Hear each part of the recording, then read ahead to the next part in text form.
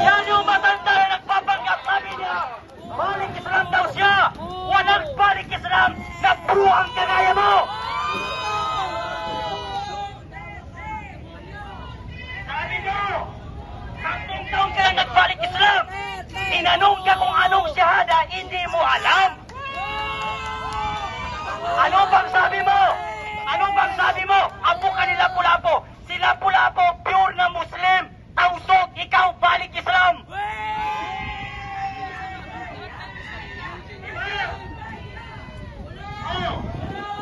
Tapos ano? Hinamon pa niya si Baste.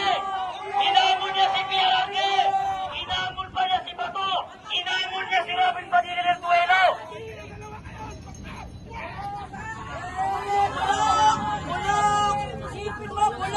Walang Muslim na susuporta sa magnanakaw na administrasyon. Nakakahabag.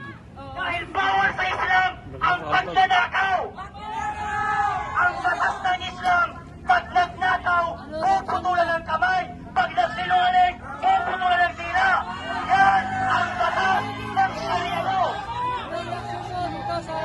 Ano reaksyon mo dito sa patatsada? Ayan! Nakakahabag. Kung totoong Muslim ka, Nakakahabag.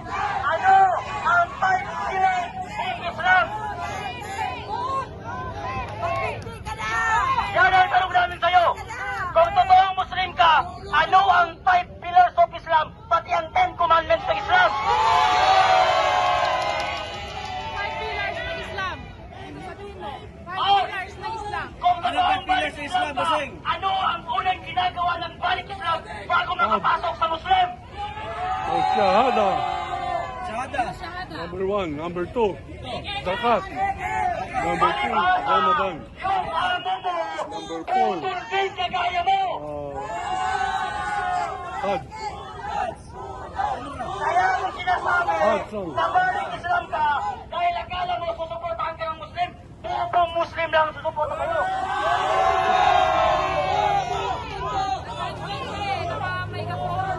Pag ang leader, putol, pati ang nakasuporta niyan, putol din kagaya ni Carbonel.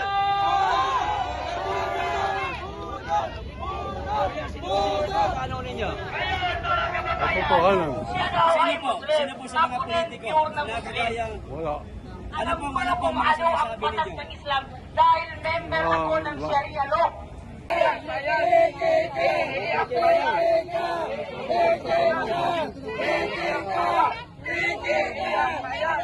Hey!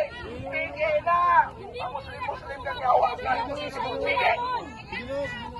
Hindi umiiyak sa ginagawa. Sama-sama kayo ng mga pegembera ng ginawa ka rito! Ano po hamon sa inyo ni Duterte, sir? Ano po hamon sa inyo ni Duterte? Duelo. Ha? Magduelo. Nagduelo na kayo? Balik ka na sa Oo. kabaho! Kailan po? Nagtapos na po yung duelo ninyo? Oo. Kailan po? 2003. Saan po kayo nagduelo? Davao.